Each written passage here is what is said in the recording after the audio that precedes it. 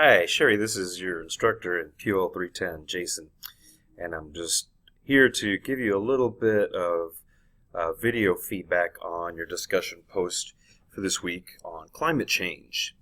And this is something I'm doing for everybody, so I just wanted to do this climate change discussion response in video because, I really have a lot to say on the subject, and I think it's good to kind of hear somebody's voice talking through this because the literature and the text on climate change, it gets pretty dense, and really what we're looking at are just a few things.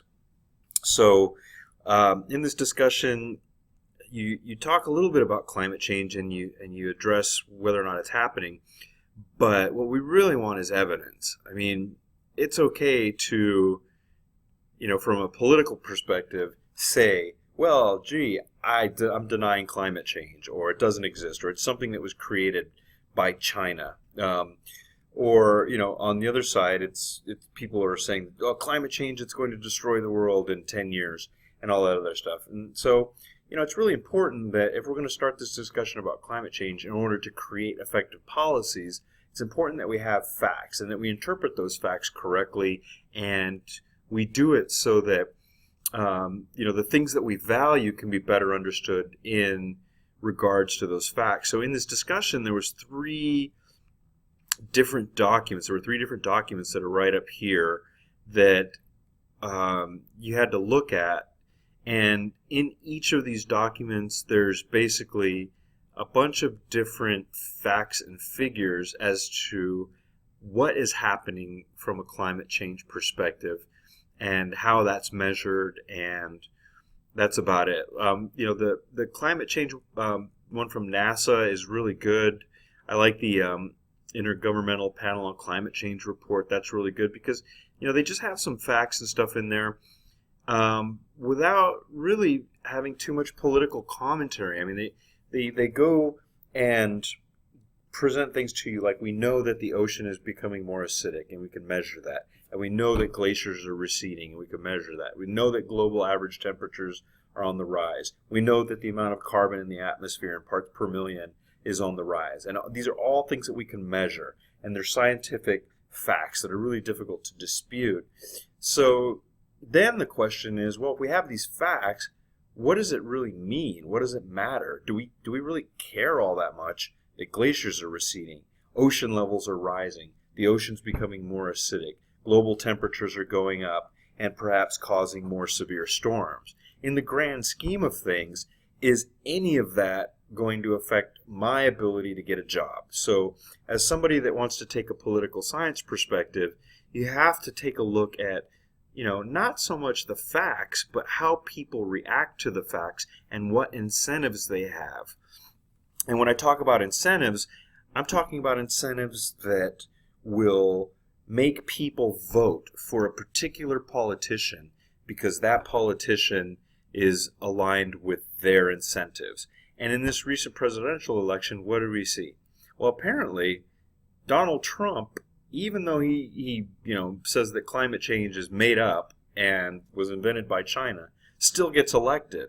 And so what does that tell you from a political perspective? Well, it tells you that people, not everybody, but a large percentage of the electorate in the United States really have preferences that align somewhere else. They're not all that concerned with climate change. And it's true. Like, would you be? I mean, we saw who elected Trump from the political map, and it was the middle of the country, right? With people on both coasts kind of voting, for the Democratic candidate and climate change action. Well, why should the people in the middle of the country really care about glacial melt and sea level rise? They don't care. They don't live on the coast. They're not going to have to deal with the fact that Manhattan is going to be underwater one day. They're comfortable and they're safe where they are. And maybe they haven't experienced severe storms to such a degree, like in the South, in Louisiana. They haven't experienced hurricanes to such a degree that it affects their daily lives. So climate change really isn't on people's minds very much when they don't have to feel the effects.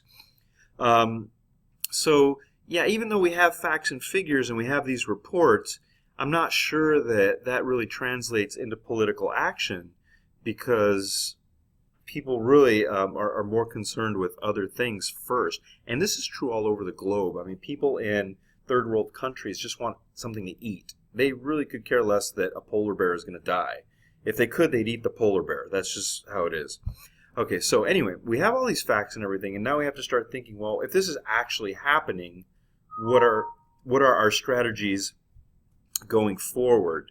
And that's the second part. The Partnership for Better Growth and Better Climate created this report, and this is the end of the report here. But here's the report. It talks a little bit about ways that we can do things to mitigate the effects of climate change. But that's really preventative medicine at this point. Yeah, we should become more energy efficient. We can do all these things.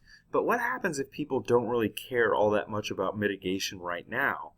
Well, we're going to have to start working on adaptation. And that means it's going to happen. We know that these things are going to be a problem, and we're just going to have to adapt. So, really, like, oh, hey, out in the deserts of Africa and the jungles of South America, it's going to get pretty hot. Are people just going to leave those parts of town or parts of the globe and move north where the temperature becomes a little more mild? Everybody in the north, in Alaska, well, hey, guess what? It's getting warmer. Who really cares? We can adapt to this. That's not going to be much of a problem. But adaptation comes with other things. Like if you are a government, you have to plan for the fact that if you live on the coast and your city is on the coast, you might just have to retreat and leave the coast behind. That's an adaptation strategy. Abandonment. Another one is creating seawalls or creating infrastructure that's going to be able to withstand storm surges that are undoubtedly going to get bigger. So, I mean, we have to come up with some plans for this, and this is a adaptation policy, because for the most part, people don't seem to care about mitigation. That's kind of a big problem. So those are two areas, the data and the mitigation strategies that you should take another look at, because they're an important piece to the whole climate change puzzle. And you never know how things might go with this new presidency, but I suspect that climate change is no longer going to be a real hot button issue for the White House, and we might be moving towards developing adaptation strategies in the near future rather than mitigation strategies. So that's about all. If you have any questions, be sure to post them here in the discussion. Thanks.